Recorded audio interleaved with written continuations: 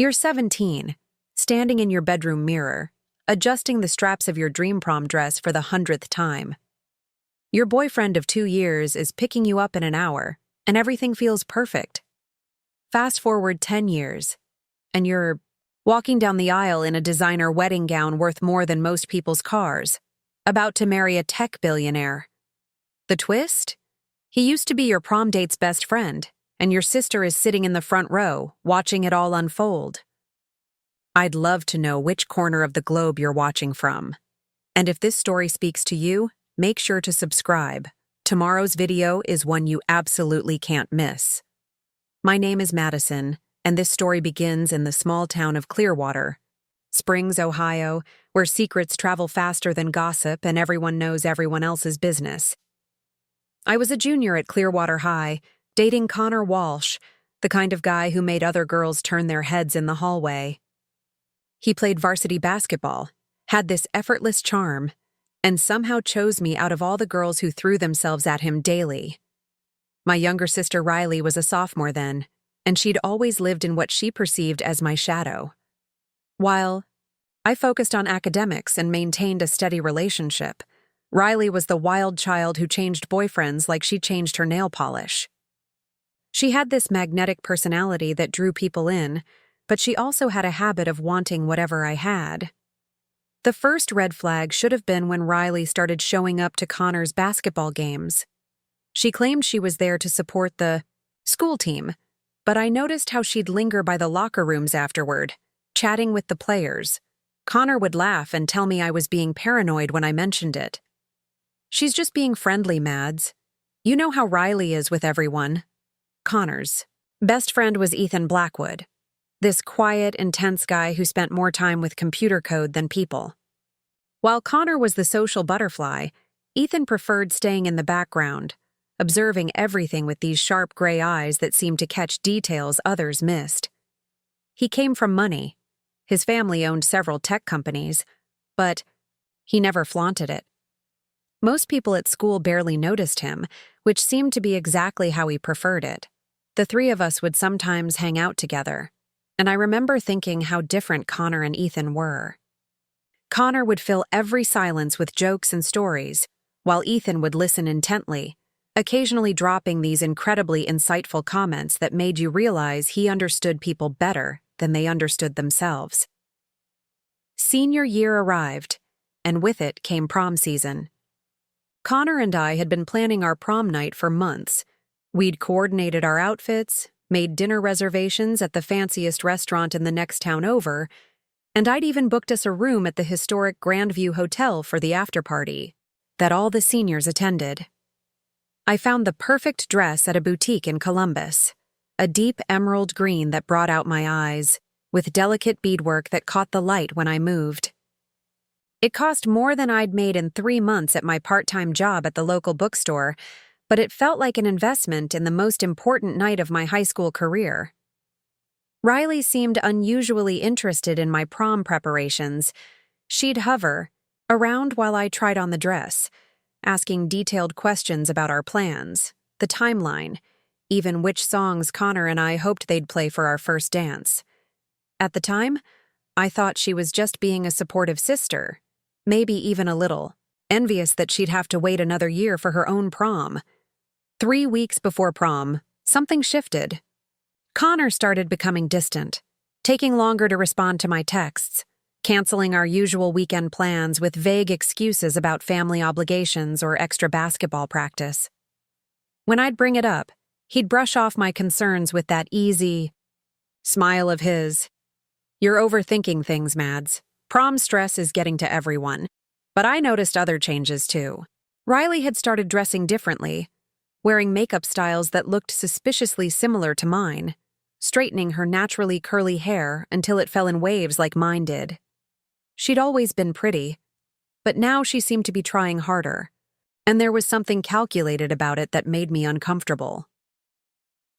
The breaking point came 2 weeks before prom.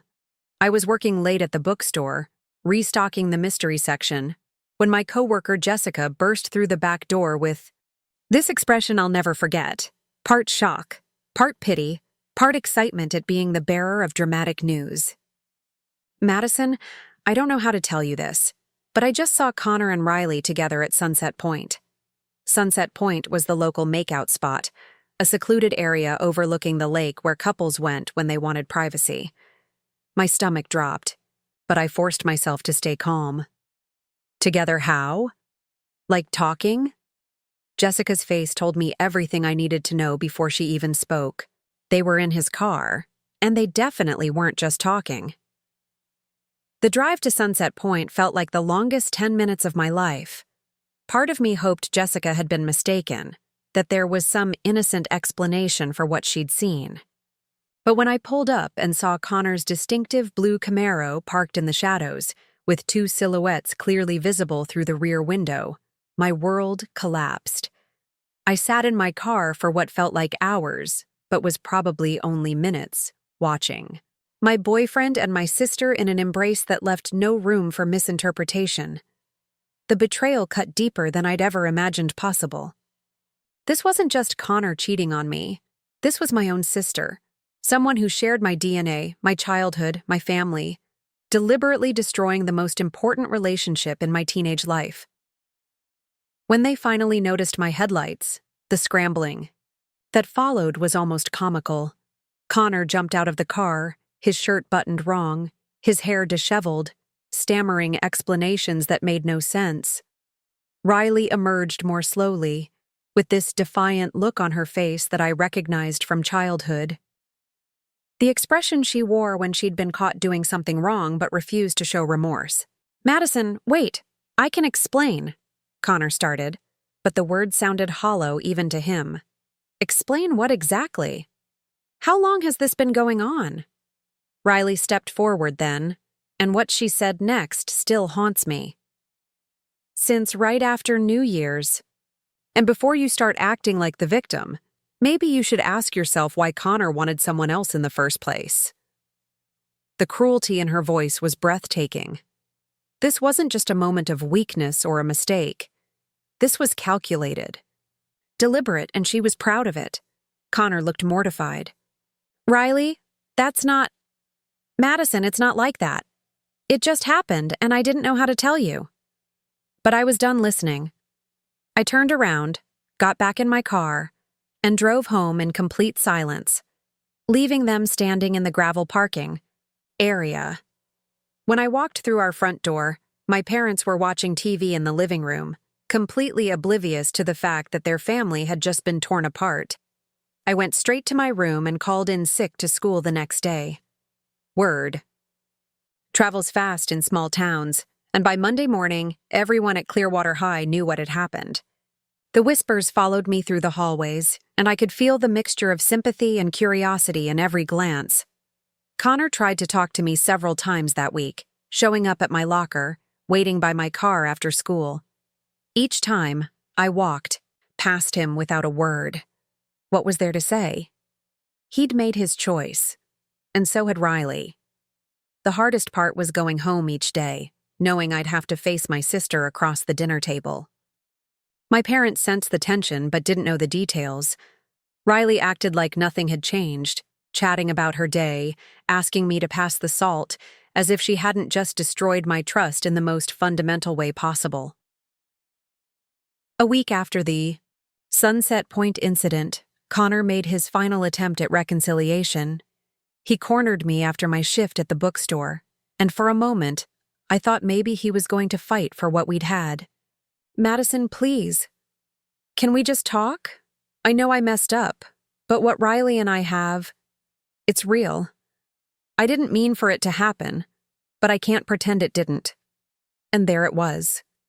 He wasn't apologizing or trying to win me back. He was asking for my blessing to date my sister. The audacity was almost impressive. "Are you taking her to prom then?" I asked, surprised by how steady my voice sounded. He nodded, looking genuinely pained. "I already asked her. I'm sorry, Mads. I really am." 2 weeks later, I watched from my bedroom window as Connor picked up Riley for prom. She wore a red dress that was beautiful, but completely wrong for her complexion, and she'd styled her hair in an elaborate updo that looked like she was trying too hard. Connor looked handsome in his tuxedo, but there was something forced about his smile as he pinned a corsage to her wrist. My emerald dress still hung in my closet, tags attached, a $300 reminder of dreams that had crumbled.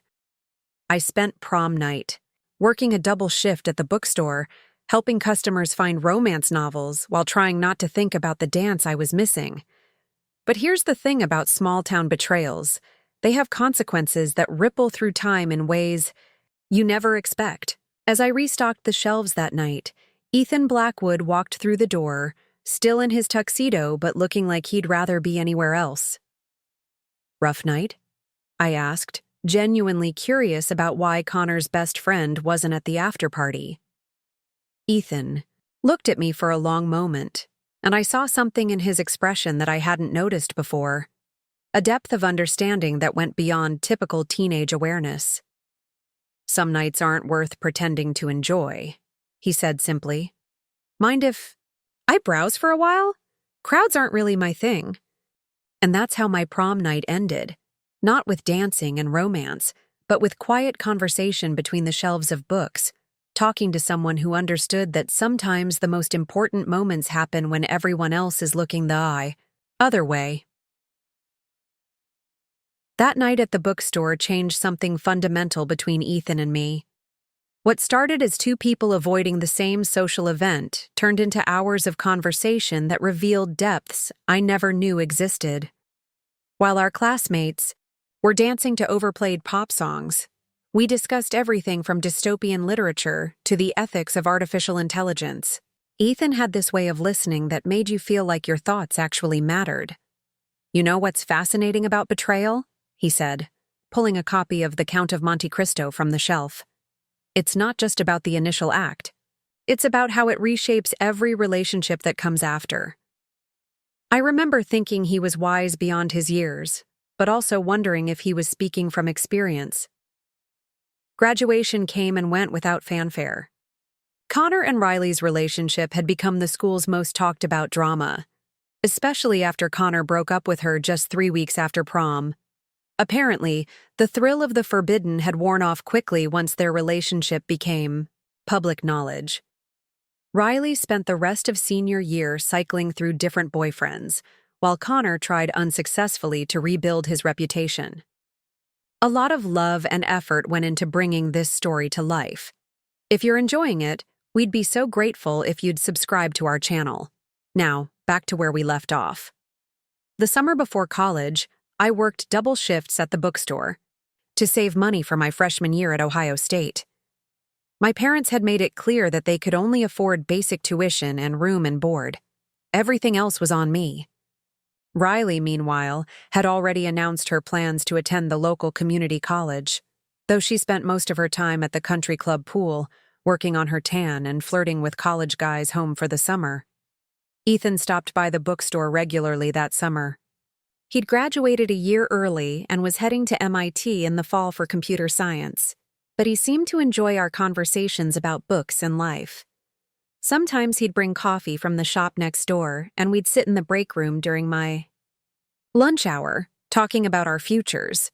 "What do you want to do after college?" he asked one particularly sweltering July afternoon. "Honestly, I want to get as far away from Clearwater Springs as possible," I admitted. "Maybe work in publishing in New York, or become a literary agent. Something where I can discover new voices and help tell stories that matter." Ethan nodded thoughtfully. Distance has a way of giving you perspective on who you really are versus who circumstances made you. I had no idea how prophetic those words would prove to be. College was my salvation. At Ohio State, nobody knew about Connor or Riley or the prom night that wasn't. I threw myself into my English literature major, joined the campus literary magazine, and slowly began to rebuild my confidence. I made friends who valued intelligence over popularity, dated guys who appreciated depth over drama, and started to see myself as more than just the girl whose sister had stolen her boyfriend. But Clearwater Springs had a way of pulling you back. Every holiday break, every summer vacation, I'd return to find the same dynamics playing out. Riley had dropped out of community college after one semester, and was working at a high-end boutique in town, using her employee discount to maintain the appearance of a lifestyle she couldn't afford. She'd moved through a series of relationships, each one seemingly chosen for maximum shock value or social climbing potential. Connor had gone to a state school an hour away, playing basketball on a partial scholarship. During Christmas break, sophomore year, he actually approached me at a holiday party, alcohol giving him the courage to address what had happened between us. "Madison, I know this is probably weird, but I've always wondered if you ever forgive me for the prom thing." I looked at him, really looked at him, and realized that the boy who had once seemed like the center of my universe was just ordinary. Nice enough, but lacking the complexity and depth I'd grown to value. "There's nothing to forgive, Connor. We were kids. People make mistakes. And I meant it." The sting of betrayal had faded, replaced by something more valuable. The knowledge that I deserved better than someone who could be so easily swayed. What I didn't expect was to run into Ethan during that same holiday break. He was back from MIT, looking more sophisticated than I remembered, with an intensity in his eyes that suggested he'd seen and learned things that had changed him. We met by accident at the local coffee shop, and within minutes, it was like no time had passed at all. "How's the tech genius life treating you?" I asked, genuinely curious about his world. Ethan smiled, but there was something different about it, more guarded, more aware. "I've learned that being good with computers doesn't necessarily make you good with people, but I'm working on a few projects that could change that." He was being deliberately vague, but I sensed there was more to the story. Over coffee, he told me about his coursework, his internship at a startup in Boston, and his plans to launch his own company after graduation. He spoke with a confidence that was new, like he'd found his place in the world. "What about you? Still planning to conquer the publishing world?" "Getting there," I said. "I'm interning at a small press this summer, learning the business side of things. It's not glamorous, but I'm starting to understand how the industry works."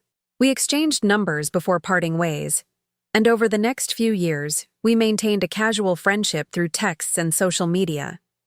He'd share articles about new technologies, and I'd recommend books I thought he'd enjoy. It was comfortable, easy, without the complications that had defined so many of my other relationships. Meanwhile, Riley's life had taken several dramatic turns. She'd briefly dated a guy who turned out to be married, had a stint as a local radio DJ that ended when she made controversial comments on air, and eventually landed a job at an upscale spa where she gave facials to wealthy women from the county. Club set. Each time I came home, there was a new crisis or drama involving my sister, and my parents had grown exhausted trying to manage her various scandals. "I don't understand where we went wrong with Riley," my mother confided during one particularly tense Thanksgiving dinner. "She has so much potential, but she keeps making these choices that hurt everyone around her." I wanted to point out that Riley's pattern of taking what belonged to others had started long before the Connor incident, but I kept my mouth shut. Some battles aren't worth fighting, especially when they involve family dynamics that had been years in the making. My junior year of college, I received an unexpected message from Ethan. He was launching his first company, a social media platform that used artificial intelligence to help people make genuine connections based on shared interests and values, rather than superficial attraction. The technology was revolutionary, but more importantly, it addressed something real: the loneliness and disconnection that came from dating apps that treated relationships like shopping. "I remember our conversation about stories that matter," he wrote. "This platform is designed to help people write better stories with their lives. I thought you'd appreciate the literary angle." I was impressed by his vision and his execution. Within 6 months, major investors were fighting to fund his company. By the time I graduated, Ethan had sold his first startup for $27 million and was already working on his next venture. But success, I learned, doesn't insulate you from family drama. The summer after graduation, I moved back home. temporarily, while I figured out my next steps. Riley had just gone through a messy breakup with a guy who'd been cheating on her with multiple women, and she was in full victim mode, expecting sympathy for a situation that was remarkably similar to what she'd put me through years earlier. "I just don't understand how people can be so cruel," she sobbed to me one evening, seemingly oblivious to the irony of her words. I listened without commenting, realizing that my sister had never truly understood the impact of her actions. In her mind, she was always the wronged party, never the one doing the wronging. That's when Ethan called with an offer that would change everything. His second company was going public, and he needed someone with strong communication skills and an understanding of narrative to head up his content strategy team. The job was in Silicon Valley, with a salary that was more than I'd ever imagined making, plus stock options that could potentially set me up for life. "I know it's a big leap from publishing," he said during our phone interview, "but you understand how to tell stories that resonate with people. That's exactly what we need."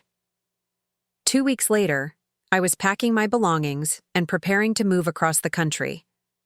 Riley was predictably dramatic about my departure, accusing me of abandoning the family and acting like I thought I was better than everyone else. "You're just running away," she said during our final argument. "You've always been jealous that I'm more fun than you are." For the first time in years, I laughed at something my sister said. "Riley, I'm not running away. I'm running toward something better. There's a difference." As I drove away from Clearwater Springs, I realized that Ethan had been right about distance providing perspective. I wasn't the same girl who'd been devastated by teenage betrayal. I was someone who'd learned to create her own opportunities, to value substance over superficiality, and to choose relationships based on trust and mutual respect rather than convenience or chemistry. What I didn't know was that the best part of my story was just beginning. Silicon Valley was like stepping into a different universe. The energy was intoxicating.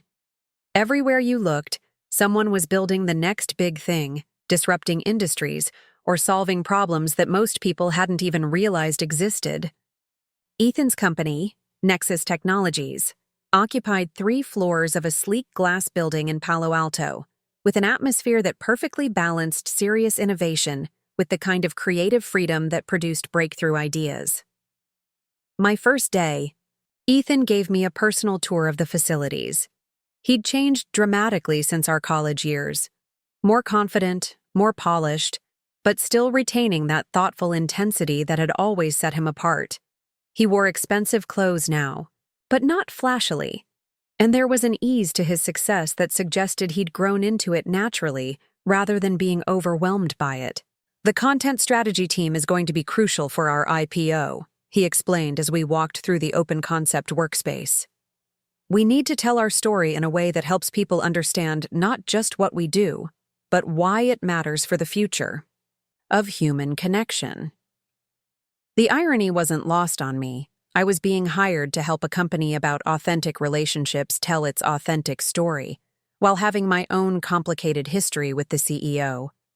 But there was nothing awkward about working with Ethan. He was professional, supportive, and gave me the kind of creative freedom I'd always craved. My team consisted of brilliant people from diverse backgrounds, former journalists, marketing strategists, even a documentary filmmaker who understood how to craft narratives that moved people emotionally. Together, we developed campaigns that positioned Nexus not just as a tech company, but as a movement toward more meaningful human connections in an increasingly digital world. The work was challenging and rewarding in ways I hadn't expected. We were preparing for one of the biggest tech IPOs in recent memory, which meant every piece of content we created would be scrutinized by investors, media, and competitors. The pressure was intense, but it brought out the best in everyone. Outside of work, I was discovering a version of myself I'd never known existed. I moved into a beautiful apartment in San Francisco, started taking weekend trips to Napa Valley and Big Sur, and began dating successful, ambitious men who appreciated intelligence. and drive. For the first time in my life, I felt like I was exactly where I belonged. The IPO launch was scheduled for spring, and as winter approached, the entire company was working around the clock to ensure everything was perfect. Ethan and I found ourselves staying late most nights, fine-tuning presentations and strategy documents. During these quiet evening hours, our old friendship began to deepen into something more complex. "Do you ever miss Ohio?" he asked one night as we worked on final edits for the prospectus. "I miss the simplicity sometimes," I admitted, "but not the limitations.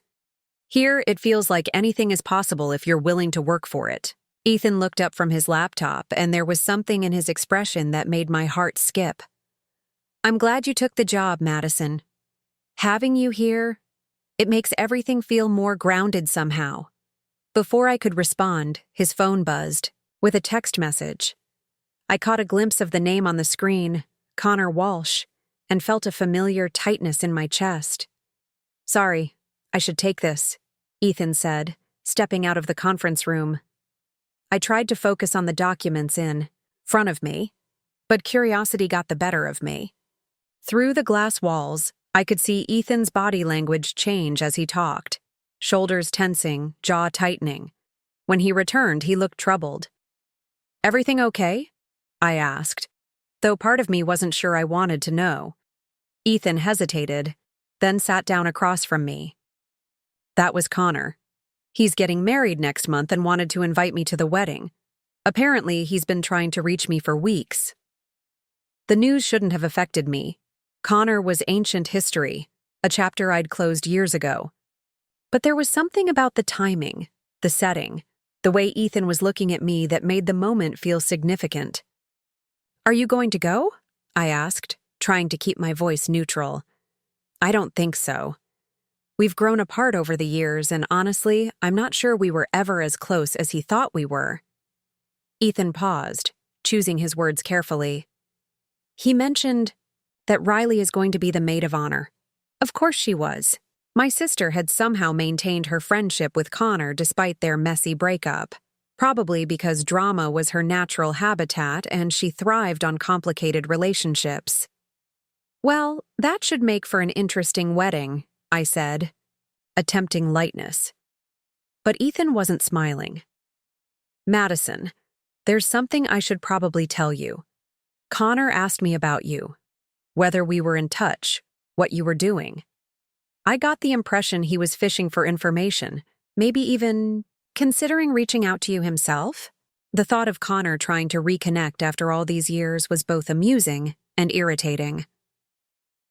"What did you tell him?" "The truth. That you're incredibly successful, that you've built an amazing life, and that you're exactly where you're supposed to be." There was something in the way he said it that made me look at him more closely. In the soft light of the conference room, with the city sparkling below us, I suddenly saw Ethan not as my boss or my old friend, but as a man who'd been quietly supporting and believing in me for years. "Thank you," I said softly. "For everything. The job, the trust, the friendship. It's meant more than you know." Ethan reached across the table and covered my hand with his. "Madison, I need you to know that hiring you wasn't just about your qualifications.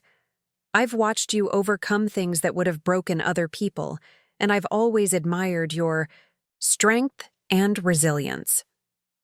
Working with you these past months it's been the best part of building this company." The moment stretched between us, charged with possibilities that neither of us was quite ready to acknowledge. Then Ethan's phone rang again, breaking the spell, and we returned to our work with a new awareness humming in the air. The IPO launch in March was a spectacular success.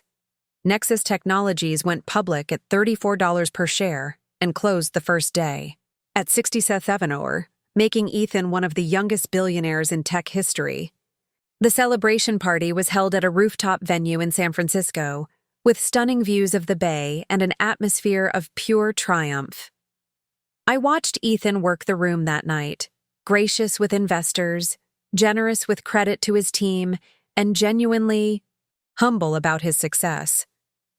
He'd grown into the kind of leader people naturally wanted to follow, and seeing him in his element filled me with pride and admiration.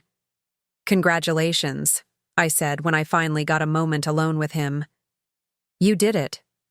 "We? Did it?" he corrected, pulling me into a hug that lasted longer than it should have between boss and employee. "None of this would have happened without your vision for the story we needed to tell." The hug ended, but we didn't step apart. The noise of the party faded into the background, and suddenly it was just the two of us, standing on a rooftop above the city where we'd both found our true selves. "Madison," Ethan said quietly, "I know this might complicate things, but I can't pretend anymore that my feelings for you are purely professional." Before I could respond, he was kissing me, and everything else disappeared. It wasn't the desperate, dramatic kiss of teenage movies. It was deeper than that, full of years of mutual respect and understanding, of shared dreams and quiet moments that had built something real and lasting. When we finally broke apart, I was breathless, not just from the kiss, but from the realization that what I'd been looking for my entire adult life had been right in front of me all along. "This is going to change everything," I whispered. Ethan smiled, and for the first time since I'd known him, there was nothing reserved or cautious in his expression. "I'm counting on it." As we stood there together, with the lights of San Francisco spreading out below us and our future stretching ahead full of possibilities, I thought about the girl I'd been in Clearwater Springs. Heartbroken, betrayed, convinced that her sister's actions had ruined her chance at happiness. If I could go back and tell her that the worst thing that ever happened to her would eventually lead to the best thing, she never would have believed it. But that's the thing about real love. It doesn't arrive with fanfare or drama. It grows quietly in the spaces between words, in shared understanding and mutual respect, in the decision to build something meaningful together, rather than just hoping for magic to strike. That night, as Ethan and I talked until dawn about our hopes and dreams and the life we might build together, I realized that revenge had never been the point. Success had been the point. Happiness had been the point. And love, real, lasting, transformative love, had been waiting for me all along. Dating a billionaire isn't like the movies make it seem. There's no constant stream of private jets and diamonds. At least not with Ethan. What there is, instead, is a level of thoughtfulness and attention to detail that transforms ordinary moments into something extraordinary. He'd remember that I preferred small, intimate restaurants over flashy celebrity hotspots. He'd surprise me with first-edition books from authors I'd mentioned in passing. Most importantly, he never made me feel like an accessory to his success. He made me feel like a partner in building something meaningful together. 6 months after that rooftop kiss, we were inseparable. I'd moved into his penthouse apartment in Soma, a stunning space with floor-to-ceiling windows and a view of the bay that never got old. We'd developed routines that felt surprisingly domestic for two people running a billion-dollar company. Morning coffee while reading the news, evening walks through the neighborhood, weekend trips to his family's cabin in Lake Tahoe where we could disconnect from the tech world and just be ourselves. The relationship did complicate work dynamics, but not in the ways I'd expected. If anything, our professional partnership became even stronger. We complemented each other perfectly, his visionary thinking balanced by my ability to communicate complex ideas, his technical expertise enhanced by my understanding of human psychology and storytelling. The board approved our relationship after proper legal review, and our team seemed genuinely happy that two people they respected had found happiness together. But success at that level comes with scrutiny. Tech journalists began digging into both our backgrounds, and it was only a matter of time before someone connected the dots between Ethan Blackwood's new girlfriend and the small Ohio town where he'd grown up. A reporter from TechCrunch managed to track down several of our high school classmates, including Connor. The article that resulted was titled, "The Billionaire's Revenge Romance: How Ethan Blackwood Won His Best Friend's Ex." It painted our relationship as some kind of calculated payback scheme, complete with quotes from Connor about how complicated the situation was and speculation about whether Ethan had been harboring feelings for me since high school. Reading. Over breakfast, I felt that familiar knot of anxiety that came with having my private life dissected by strangers. But Ethan's reaction surprised me. He laughed. Revenge romance? They make it sound like I've been plotting this for a decade, he said, pouring more coffee. As if falling in love with an incredible woman could be reduced to some petty high, school grudge. Doesn't it bother you that they're making our relationship about Connor? Ethan reached across the table and took my hand. Madison, Connor Walsh is a footnote in both our stories. He's a guy from our past who made some immature decisions when we were kids. What we have now has nothing to do with him and everything to do with who we became when we stopped letting other people's actions define us. His perspective was refreshing, but I knew the article would eventually make its way back to Clearwater Springs, and I wasn't sure I was ready for that conversation with my family. I didn't have to wait long. My mother called that evening, her voice tight with the kind of controlled emotion that meant she'd been thinking about what to say for hours. Madison, honey, Mrs. Peterson showed me an article on the internet about you and that Blackwood boy. Is it true you're dating him? I'd been dreading this conversation, but hearing Ethan reduced to that Blackwood boy made me defensive. His name is Ethan, Mom. And yes, we're together. We have been together for several months. But the article says he's worth billions of dollars and that you work for his company. Honey, are you sure this is real? Men like that? They have options, and I just don't want to see you get hurt again. The implications stung more than I'd expected. Even my own mother couldn't imagine that a successful man might genuinely care about me for who I was, rather than what I could do for him. Mom, I know this might be hard to understand, but Ethan and I have a real relationship built on mutual respect and shared values. My career success is separate from our personal relationship, and I'd appreciate it if you could trust my judgment on this. There was a long pause before she responded. Of course, sweetheart.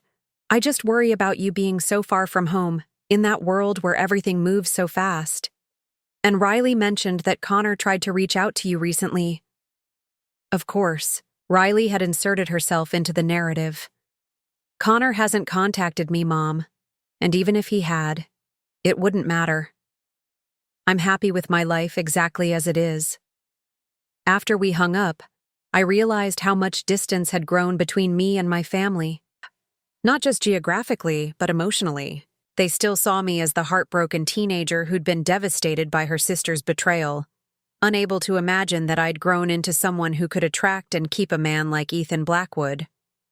The conversation with Ethan that night revealed layers of his own family dynamics that I'd never fully understood. His parents had always been supportive of his ambitions, but they'd also been protective in ways that sometimes felt smothering. They'd worried about people wanting to use him for his money, about relationships that might be motivated by financial gain rather than genuine affection. When I told them about you, my mother's first question was whether you knew about the company's valuation before we started dating, he admitted. I had to remind her that you were there for the whole IPO process. You literally helped create the strategy that made it successful. Do they approve of me? I asked, surprised by how much the answer mattered. They love you, Ethan said simply. My mother told me she's never seen me this happy, and my father is impressed by your business. Aquaman. They're planning to visit next month, and I think my mother wants to start dropping hints about grandchildren. The mention of his parents' visit prompted a realization that had been building for weeks. Ethan and I had been talking about our future, in abstract terms, career goals, travel plans, shared interests. But we'd never addressed the elephant in the room: marriage. We were both in our late 20s, financially secure and deeply committed to each other. The next step seemed obvious, but neither of us had brought it up directly. That conversation came sooner than expected. 2 weeks later, Ethan surprised me with a weekend trip to his family's vineyard in Sonoma County. It was October, and the landscape was painted in brilliant autumn colors. We spent Saturday touring the property, talking to the vineyard manager about the harvest, and enjoying a private dinner under the stars. Sunday morning, as we sat on the terrace with coffee and pastries from the local bakery, Ethan became unusually quiet.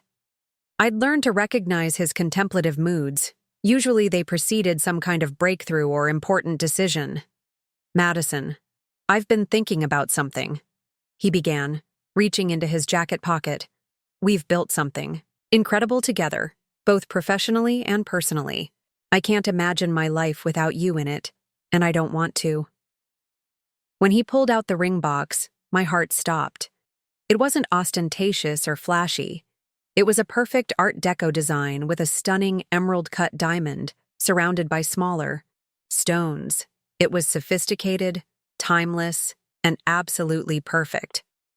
"I know this might seem fast to some people," Ethan continued, "but I've never been more certain of anything in my life. Madison Taylor, will you marry me?" The proposal wasn't a surprise exactly, but the depth of emotion behind it was overwhelming. This wasn't just about love, it was about partnership, about choosing to build a life together based on shared values and mutual respect. It was everything I'd dreamed of but never quite believed I deserved. "Yes," I whispered, then louder. "Yes, absolutely yes." As he slipped the ring onto my finger, I thought about the journey that had brought us to this moment. The betrayal that had felt like the end of the world had actually been the beginning of something far better. The sister who'd tried to steal my happiness had inadvertently led me to the person who would become my greatest source of joy. But even as we celebrated our engagement with champagne and laughter, I knew that returning to Clearwater Springs as Ethan's fiancé would force me to confront not just my past, but my family's perception of who I'd become. The girl who'd left town broken and humiliated was coming back as a successful businesswoman engaged to one of the most eligible bachelors in America. The irony wasn't lost on me that Riley, who'd once gloated about taking what was mine, would now have to watch me marry someone far beyond anything she'd ever imagined for herself. But as Ethan and I planned our engagement party and started discussing wedding details, I realized that my motivation had shifted completely. This wasn't about proving anything to my sister or getting revenge on anyone from my past. This was about celebrating the life I'd built through my own choices, my own hard work, and my own willingness to believe that I deserved something extraordinary. The best revenge, it turned out, wasn't revenge at all. It was living so well that the people who'd tried to diminish you became irrelevant to your happiness. And as I looked at the ring sparkling on my finger and felt Ethan's arms around me as we watched the sunset over the vineyard, I knew that the most important chapter of my story was just beginning. Planning a billionaire's wedding is an exercise in navigating expectations you never knew existed. Within hours of our engagement announcement, we were fielding calls from celebrity wedding planners, exclusive venues, and magazines offering seven-figure deals for exclusive photo rights. Ethan and I quickly realized that our simple dream of an intimate ceremony was about to become a logistical nightmare. "What if we eloped?" I suggested one evening after declining the 15th call from a reality TV producer who wanted to document our fairy tale romance. Ethan looked up from his laptop, where he'd been reviewing contracts for venue security. "Tempting, but I think both our families would never forgive us. Plus, I want to celebrate this properly. You deserve a wedding that reflects how important this moment is." We eventually settled on a compromise, a destination wedding in Tuscany, at a private villa owned by one of Ethan's investors. It would be elegant and intimate, with only 50 guests, far enough from the media circus to feel personal but sophisticated enough to match the significance of the occasion. The guest list became its own diplomatic challenge. Ethan's side included family, close friends, and a few key business partners. My side was more complicated. My parents were obviously invited, and despite everything, I couldn't imagine not including Riley. She was still my sister, and some part of me hoped that seeing my happiness might finally put our childhood drama to rest. The conversation with my family about the wedding details was predictably awkward. My mother was overwhelmed by the scale of everything: the international travel, the villa, the fact that her daughter was marrying into a level of wealth she'd only seen in magazines. "Honey, I don't even have a passport," she confessed during one of our planning calls. "And your father is worried about what to wear to something so fancy." "Mom, it's just a wedding." "Yes, it's in Italy, but you're my parents. That's what matters, not what you wear or whether you've traveled internationally before." Riley's reaction was more complex. When I called to officially invite her, there was a long pause before she responded. "Italy, huh? That's pretty over the top. Even for you." "It's not over the top, Riley. It's private. We wanted somewhere beautiful where we could celebrate without media attention." "Right, because you're so famous now," she said with that familiar edge in her voice. "Madison Taylor, tech billionaire's fiancé. It's like a movie." I took a deep breath, choosing my words carefully. "I hope you'll come. It would mean a lot to me to have my family there." Another pause. "I'll think about it." 3 weeks later, she called back to accept, but her tone suggested she was doing me a favor rather than celebrating my happiness. I decided not to overthink it. I'd learned that Riley's moods were her responsibility, not mine. Meanwhile, Ethan and I were building something beautiful together beyond just wedding plans. He'd started a philanthropic foundation focused on digital literacy and closing the technology gap in underserved communities. I was helping develop the foundation's mission and strategy, work that felt more meaningful than anything I'd done in my career. "You know what I love about this?" I told him as we reviewed grant applications one evening. "We're using our success to create opportunities for people who remind me of where I came from." Ethan smiled. "That's exactly why this foundation needed you. I understand the technology, but you understand the human element, what it feels like to have limited options and big dreams." The comment made me realize how much my perspective had evolved. The girl who'd wanted to escape Clearwater Springs had become a woman who wanted to help others escape their own limitations, but from a place of empowerment rather than desperation. 2. Months before the wedding, we decided to make a trip back to Ohio to visit both our families. It would be my first time home since the engagement, and I was curious to see how the dynamic had shifted.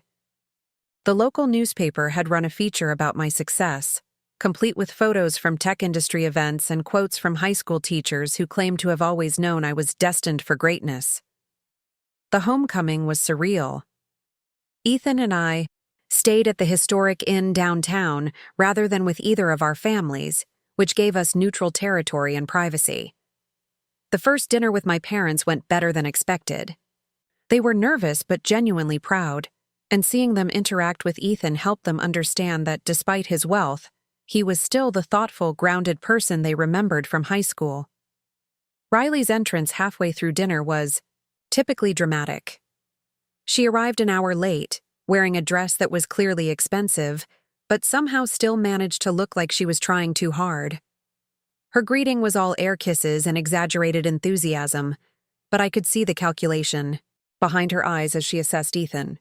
"So this is the famous fiancé," she said, extending her hand to Ethan with a smile that was just a little too bright. Madison always did have good taste. The comment was vintage Riley, seemingly complimentary, but with an undertone that suggested she'd had something to do with developing my good taste. Ethan was gracious but polite, the kind of response that acknowledged her without encouraging further familiarity. During dinner, Riley dominated the conversation with stories about her various jobs and relationships, painting herself as someone who'd chosen a more authentic, grounded life over materialistic pursuits. The irony was thick enough to cut with a knife, especially when she made pointed comments about how money changes people and how important it was to stay true to your roots. "I think it's wonderful that you two found each other," she said, as dessert was served. "But I have to ask, Madison, Aren't you worried about people thinking you're only successful because of who you're marrying? The question was designed to wound, and for a split second, it did. But then I looked at Ethan, who was watching me with complete confidence in how I'd handle this, and I realized that Riley's opinions simply didn't matter anymore. Actually, Riley, I think you have the timeline backwards, I said calmly.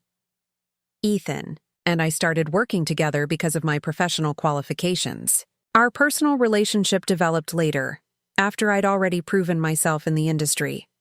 If anything, dating the CEO made my job harder because I had to exceed expectations to avoid any appearance of favoritism.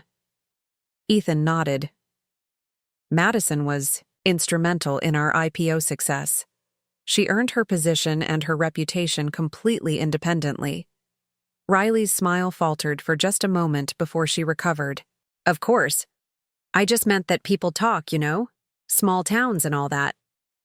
They do talk, I agreed. But that says more about them than it does about us. The evening ended politely but coolly, and as Ethan and I walked back to the inn, I felt a profound sense of closure. Riley would always be my sister, but she would never again have the power to make me question my worth or my choices. You handled that beautifully, Ethan said as we reached our room. For what it's worth, I think your parents are lovely, and they're clearly proud of the woman you've become. What about Riley? I asked, though I wasn't sure why I cared about his opinion. Ethan considered the question thoughtfully. She seems unhappy. Like she's still trying to compete with a version of you that doesn't exist anymore. It's actually kind of sad. He was right. Riley was still fighting battles from our teenage years, while I'd moved on to build something entirely new. Seeing her in that context didn't make me angry anymore. It made me grateful for the journey that had brought me to this point. The next day, we had lunch with Ethan's parents, who were as warm and welcoming as always. They'd followed our careers with pride and were genuinely excited about the wedding and our future together. The contrast with my family dynamics was stark, but not unexpected. As we prepared to leave Clearwater Springs, I found myself driving past our old high school, past the bookstore where I'd worked, past Sunset Point where I'd discovered Connor's betrayal. None of it hurts anymore. Those places were just locations where a younger version of myself had learned important lessons about resilience, self-worth, and the difference between what you think you want and what you actually need. Any regrets? Ethan asked as we headed to the airport. I thought about the question seriously. No regrets. Everything that happened brought me to where I am now. Even the painful parts were necessary. Flying back to San Francisco, I realized that returning to Clearwater Springs hadn't been about confronting my past. It had been about demonstrating to myself how completely I'd moved beyond it. Riley could keep her small-town drama and her petty competitions. I had found something infinitely more valuable, a partner who saw my worth, a career that fulfilled me, and the confidence to know that I deserved every good thing that had come my way. The wedding was 6 weeks away, and for the first time since we'd started planning, I was purely excited about it. Not because it would prove anything to anyone, but because it would mark the beginning of a life I'd built through my own choices with a man who loved me for exactly who I'd become. The Villa Montecroce in Tuscany was everything we'd dreamed of: rolling hills covered in vineyards, cypress trees creating dramatic silhouettes against the golden afternoon light, and an intimate terrace overlooking the valley where we'd exchange vows. The venue felt like stepping into a Renaissance painting, romantic without being overwhelming, elegant without being pretentious. Our guests began arriving 2 days before the ceremony, and watching our two worlds come together was fascinating. Ethan's family and friends moved through the villa with easy sophistication, tech moguls who could discuss artificial intelligence over breakfast and vintage wine pairings over dinner. His parents, Margaret and William Blackwood, were the kind of people who made wealth look effortless, gracious without being condescending, welcoming without being overly familiar. My parents, on the other hand, seemed both amazed and slightly intimidated by the surroundings. My father kept taking pictures of everything: the marble fountains, the hand-painted frescoes, the infinity pool that seemed to blend into the Tuscan landscape. My mother couldn't stop commenting on how beautiful it all was, but I could see her calculating the cost of every detail, wondering how her daughter had landed in a world so far removed from anything she'd ever imagined. "Madison, sweetheart," she whispered to me during the welcome reception. I counted 14 different types of flowers in just the entrance arrangement. 14. And the staff-to-guest ratio here is almost 1-to-1. How do people live like this? I smiled, remembering my own initial culture shock when I'd first entered Ethan's world. You get used to it, Mom, but more importantly, you realize that all of this is just setting. What matters is the people you're sharing it with. The Chines catering team had prepared a feast that showcased both Tuscan tradition and modern culinary innovation. Local truffle hunters had provided ingredients that morning. The wine came from the villa's own vineyards, and each course was paired with stories about the region's history and culture. Watching my bookstore manager father engage in animated conversation with a venture capitalist about medieval Italian architecture was surreal and wonderful. Riley arrived on the last flight, making her entrance with characteristic drama. She'd clearly spent a fortune on her outfit, a designer dress in deep burgundy that was stunning but somehow inappropriate for a wedding, too attention-grabbing, and not quite the right formality for the occasion. Her hair was styled and elaborate, waves that had probably taken hours to achieve, and her makeup was flawless but heavy, like she was attending a red carpet event rather than her sister's intimate wedding. She complimented everything with excessive enthusiasm while simultaneously making small comments that suggested she was keeping a mental tally of how much everything must have cost. During the welcome dinner, she couldn't help but mention that her hotel room was probably nicer than most people's entire apartments, and that the champagne they were serving must cost more per bottle than most people spend on groceries in a month. "Madison, this is incredible," she gushed, gesturing at the villa's illuminated facade. "I mean, I knew Ethan was successful, but this is like something from a magazine. You must feel like you're living in a dream." The implication that my life was somehow unreal or undeserved was subtle, but unmistakable.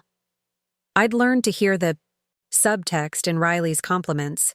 They always contained a small barb designed to remind me that she viewed my success as luck rather than achievement. But something had shifted in me during those final weeks of preparation. I no longer felt the need to defend my choices or prove my worth to Riley. Instead, I felt genuinely sorry for her. During the dinner, I watched Riley work the room, trying to network with Ethan's wealthy friends and family members. She name-dropped restaurants she'd never been to, mentioned connections she didn't actually have, and generally performed a version of sophistication that felt forced and uncomfortable. Several times, I caught other guests exchanging glances when Riley made claims that were obviously exaggerated or outright false. The contrast with how naturally my parents had been accepted was stark. My father's genuine curiosity about the winemaking process had led to an hour-long conversation with Ethan's uncle about viticulture, while my mother's warmth and authentic questions about Margaret Blackwood's philanthropic work had resulted in an immediate connection between the two women. Authenticity, it turned out, was more valuable than any performance. After dinner, Ethan and I escaped to the villa's private library, a wood-paneled room lined with first editions and comfortable leather chairs. We'd been socializing for hours, and both of us needed a moment of quiet before the wedding day madness began. "How are you feeling about everything?" he asked, pouring us each a glass of aged grappa from the villa's private collection. "Honestly? I keep waiting for the other shoe to drop, but it never does," I admitted. For so many years, I expected good things to be temporary or conditional, but this feels permanent in the best possible way. Ethan settled into the chair beside mine, and we sat in comfortable silence for a while, listening to the sounds of the Italian countryside, crickets, distant laughter from the terrace, the gentle splash of the fountain outside. "I've been thinking about that night at the bookstore," he said eventually. "The night we really talked for the first time, when everyone else was at prom. Do you remember what you said about wanting to tell stories that matter?" I nodded, surprised that he remembered such a specific detail from so long ago. "I think about that conversation all the time, because it was the moment I realized you weren't just beautiful or smart. You were someone who thought deeply about purpose and meaning. That's when I started falling for you, even though it took me years to understand it." The admission took my breath away. "You've been carrying feelings for me for that long?" Not consciously at first, but looking back, every major decision I made after high school was partly influenced by wanting to become the kind of person who could deserve your respect. The companies I built, the values I tried to live by, even moving to Silicon Valley. It was all connected to this vision of who I wanted to be when I finally had the courage to tell you how I felt. I reached for his hand, overwhelmed by the depth of intention behind our relationship. This wasn't a fairy tale romance that had happened by chance. It was the result of two people growing into versions of themselves that could create something meaningful together. "So tomorrow isn't just about getting married," I said, understanding flooding through me. "It's about celebrating the people we became in order to find each other." Exactly. Ethan brought my hand to his lips, pressing a gentle kiss to my engagement ring. "And I can't wait to see what we build together next." The night before the wedding, tradition suggested we should sleep separately, but neither of us wanted to follow that particular superstition. Instead, we took a long walk through the villa's gardens, talking about our hopes for marriage, our plans for the foundation, and the life we wanted to create together. The moon was nearly full, casting silver light on the olive trees and lavender bushes, and the air smelled like jasmine and possibility. "Are you nervous about seeing Connor's reaction when the wedding photos inevitably end up online?" Ethan asked. As we sat by the fountain in the center of the garden, I considered the question seriously. "You know what's strange? I barely think about Connor anymore. When I do, it's like remembering a character from a book I read years ago. I can recall the basic plot, but it doesn't feel like it happened to me." "That's growth," Ethan said approvingly. "When something stops having power over you, it becomes just another part of your history instead of a defining moment." "What about you? Any regrets about losing touch with him?" Ethan shook his head. "Connor was my best friend when we were kids, but we were fundamentally different people even then. He was always looking for the easy path, the quick win, the thing that would get him immediate gratification. Building something meaningful requires patience and vision, qualities he never developed." As we walked back to the villa, I felt profoundly grateful for the journey that had brought us here. Every disappointment, every challenge, every moment of doubt had been necessary to shape us into people who could recognize and appreciate what we'd found together. The wedding morning was perfect in every conceivable way. Italian sunshine streamed through the tall windows of my suite as my hair and makeup team worked their magic. I'd flown in professionals from Los Angeles who specialized in creating looks that photographed beautifully but still felt authentically me. The result was polished elegance that enhanced my natural features without transforming me into someone else. My dress was a masterpiece of understated luxury, silk crepe with delicate hand beating that caught the light when I moved. Classic. Lines that would look timeless in photographs decades from now. The designer had incorporated subtle personal touches, thread from my grandmother's wedding dress woven into the bodice, tiny pearls arranged in a pattern that matched my mother's vintage hair clip, and my initials embroidered in silk thread so fine it was nearly invisible. Something old was my grandmother's pearl necklace, which had been worn by 3 generations of women in my family. Something new was the dress itself, created specifically for this day. Something borrowed was my mother's vintage hair clip and the Art Deco piece that perfectly complemented the dress's aesthetic. Something blue was a small sapphire sewn into the dress's lining, right over my heart, a gift from Margaret Blackwood that symbolized my official welcome into the family. The bridesmaids, my college roommate Sarah, Ethan's sister Caroline, and surprisingly, Riley, were dressed in flowing sage green gowns that complemented the Tuscan landscape perfectly. I'd debated long and hard about including Riley in the wedding party, but ultimately decided that this day was about moving forward, not dwelling on past hurts.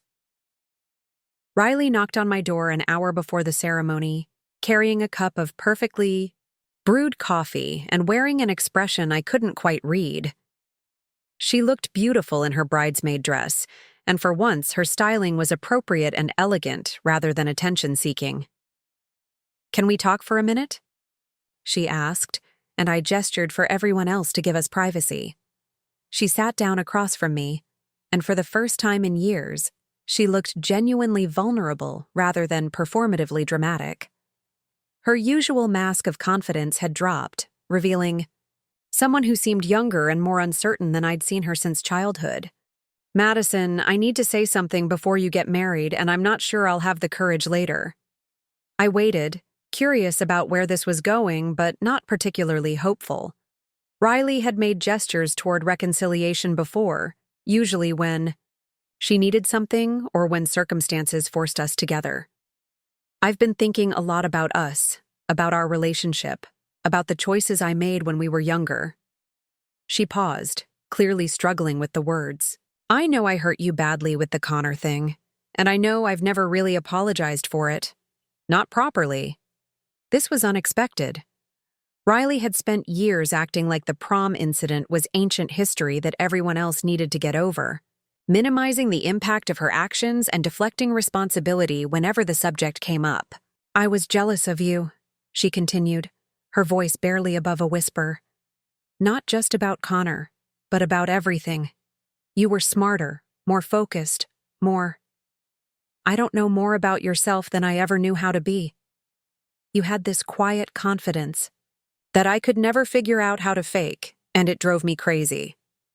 I found myself leaning forward, genuinely interested in hearing my sister's perspective for the first time in years. Taking Connor felt like the only way I could prove I was worth something too. Like if I could take something you valued, it meant I was as good as you were. But the truth is, it was never really about Connor at all. He was just a symbol of everything I thought you had that I couldn't get for myself.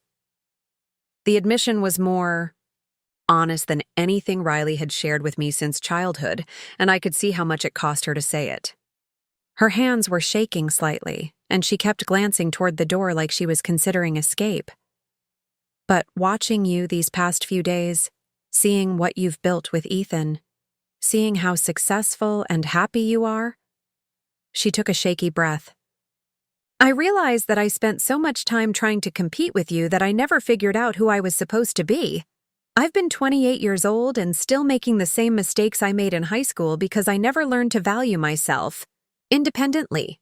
I felt a complex mix of emotions: sadness for the years we'd lost, compassion for the insecurity my sister had been carrying, and something that might have been the beginning of forgiveness. The girl who'd seemed so confident and ruthless at 17 had actually been deeply lost, and she'd never learned to channel that uncertainty into growth the way I eventually had. I see other people our age building careers, getting married, having kids, making real contributions to the world, and I'm still bouncing between jobs and relationships like I'm waiting for someone to tell me what I'm supposed to want, Riley continued. Meanwhile, you created this incredible life for yourself, and you did it by being authentically you, not by trying to take things away from other people. "Riley," I said gently, "what happened with Connor was painful at the time, but it led me to something much better. I'm not angry about it anymore. But I think the person you really need to forgive is yourself." She nodded, tears threatening to spill over and ruin her carefully applied makeup. "I want you to know that I'm proud of you. Really, genuinely proud. Not jealous, not competitive, just amazed by what you've accomplished. And I'm sorry it took me this long to say it. For the first time in over a decade, I hugged my sister without any reservations or hidden tensions. It felt like closure on a chapter that had defined too much of both our lives, and the beginning of something that might eventually become a real relationship between two adult women, rather than a competition between insecure teenagers. I love you, Riley. I always have, even when I didn't like you very much. She laughed through her tears, the sound more genuine than anything I'd heard from her in years. Same. Now let's get you married before I ruin your makeup, and Margaret Blackwood decides I'm too much of a disaster to be related to her son. The ceremony itself was everything I'd dreamed of, but infinitely better than I'd imagined. The aisle was a pathway of white rose petals leading to an arch of olive branches and white flowers, with the rolling Tuscan countryside as our backdrop. 50 people who genuinely cared about us were seated in white wooden chairs arranged in a semicircle, creating an intimate atmosphere that felt more like a family gathering than a formal wedding. My father walked me down the aisle to a string quartet playing a piece Ethan had commissioned specifically for this moment, a melody that incorporated themes from both our favorite classical pieces, woven together into something entirely new.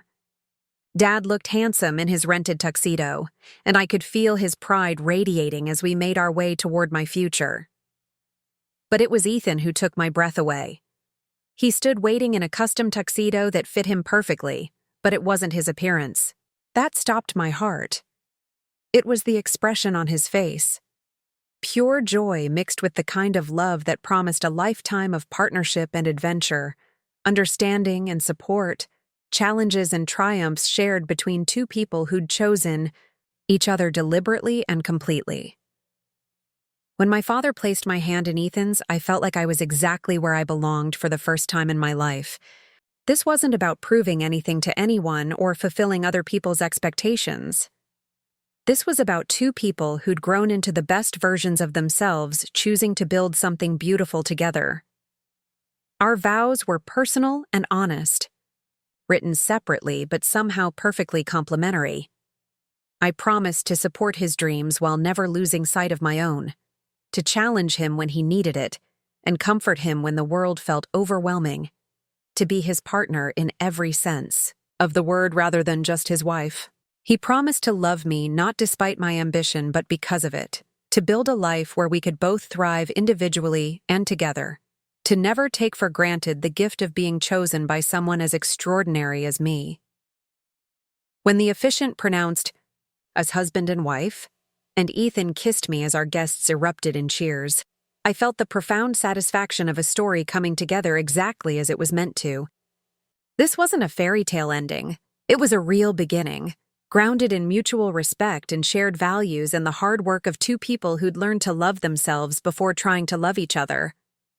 The reception was magical in ways that had nothing to do with the expense or sophistication of the setting.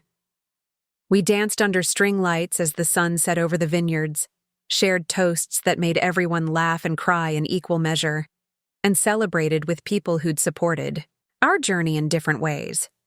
My parents looked relaxed and happy, finally understanding that Ethan's wealth didn't change who he was at his core. Riley seemed genuinely joyful, dancing with other guests and making conversation without her usual edge of competition or performance. Margaret and William Blackwood gave a toast that welcomed me into their family with such warmth and sincerity that I found myself tearing up. My father's speech was simple but heartfelt, expressing his gratitude that his daughter had found someone who appreciated her worth.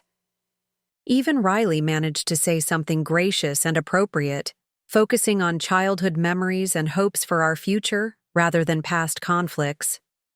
But the moment that meant the most came during our first dance. As we swayed to music that seemed to come from another world, surrounded by cypress trees and twinkling lights, Ethan whispered in my ear, "Do you remember what you said in the bookstore that night after prom? About wanting to get as far away from Clearwater Springs as possible?" I nodded, wondering where he was going with this memory. I've been thinking about that conversation for 10 years. Not because I was planning this or because I had some elaborate scheme, but because I knew even then that you were meant for something extraordinary, Watching you become the woman you are today has been the greatest privilege of my life.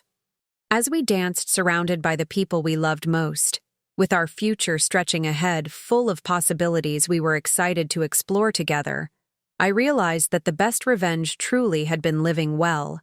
Not because I'd proven anything to Riley, or Connor, or anyone else from my past, but because I'd proven something to myself, that I was worthy of love, success, and happiness on my own terms. The girl who'd been devastated by her sister's betrayal had grown into a woman who could build her own empire, choose her own partner, and create her own definition of a perfect life. And as Ethan spun me around under the Italian stars, I knew that this was just the beginning of our greatest adventure yet. Later that evening, as we said goodbye to our guests and prepared for our honeymoon in the Amalfi Coast, I received a message that made me smile. It was from Connor, who had apparently seen the wedding photos that Ethan's publicist had released to the tech industry press. "Congratulations, Madison. You look incredibly happy. I always knew you were destined for great things." I showed the message to Ethan, who laughed and shook his head. 10 years too late and still missing the point. You weren't destined for great things. You created them. And that, I realized, was the difference between the boy I'd thought I loved at 17 and the man I'd married at 28. Connor still believed in destiny and luck and things that happen to you. Ethan understood that the best things in life were built deliberately, with intention and effort, and the courage to become the person worthy of your own dreams. As we drove away from Villa Montecroce toward our new life together, I thought about the story I'd tell if anyone ever asked how I met my husband. It wouldn't be about revenge or proving anyone wrong or getting back at a sister who'd betrayed me. It would be about a girl who learned to believe in her own worth, who worked hard to build the life she wanted, and who was wise enough to recognize real love when it finally appeared. Sometimes the worst thing that happens to you is actually the first step toward the best thing that ever will. And sometimes the person who breaks your heart in high school does you the greatest favor of your life by forcing you to discover who you really are, underneath all the expectations and limitations other people tried to place on you.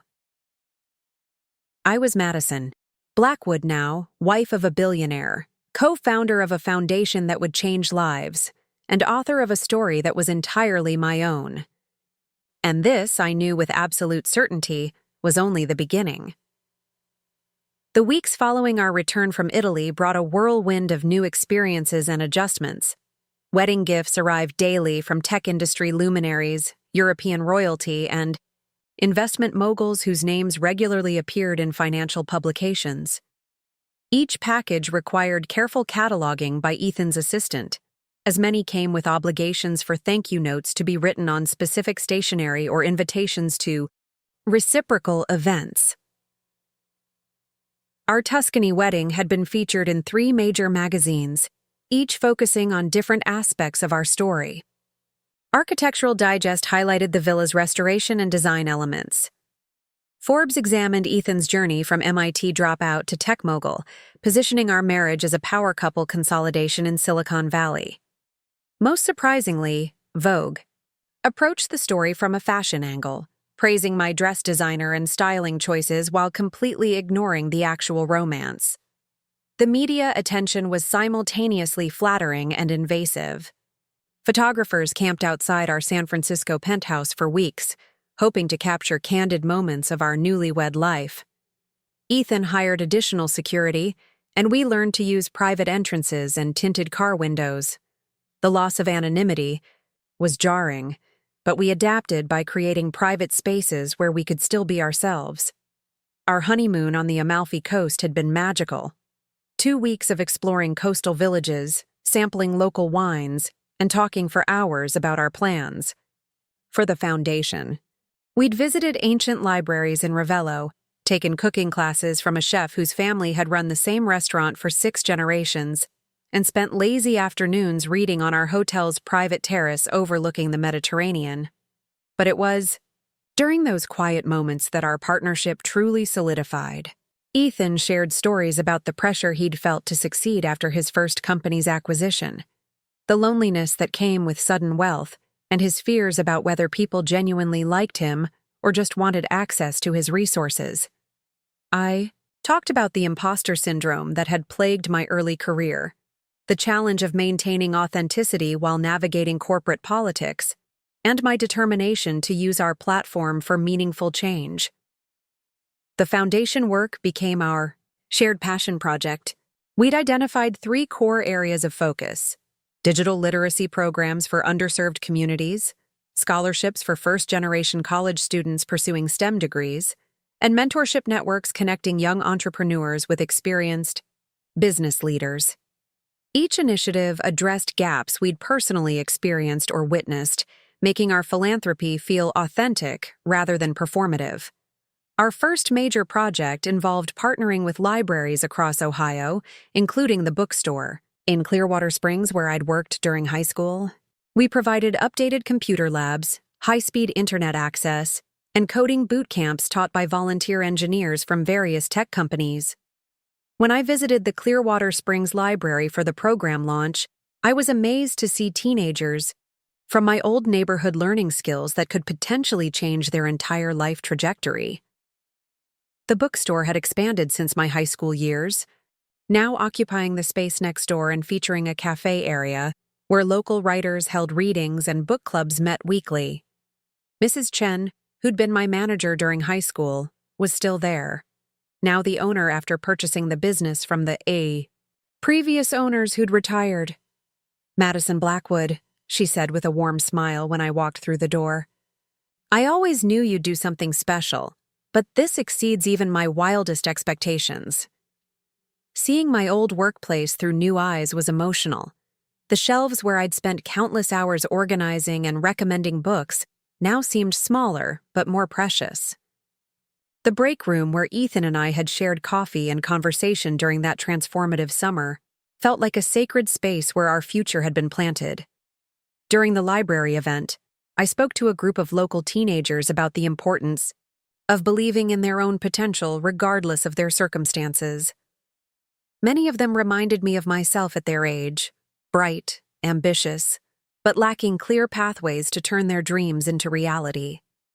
The questions they asked were sophisticated and thoughtful, revealing minds hungry for opportunities that hadn't existed when I was their age. "How do you know if you're smart enough for tech?" asked a girl who couldn't have been older than 16, her confidence wavering despite the intelligence evident in her question. "Intelligence isn't fixed," I told her. "It's something you develop through curiosity and persistence. The fact that you're here, asking questions and wanting to learn, already proves you have what it takes." After the event, several parents approached me privately to express gratitude for bringing these resources to their community. One mother mentioned that her son had been struggling with direction after high school, feeling like college wasn't an option due to financial constraints. The coding boot camp had given him a concrete skill set and renewed confidence in his future prospects. These conversations reinforced why the foundation mattered.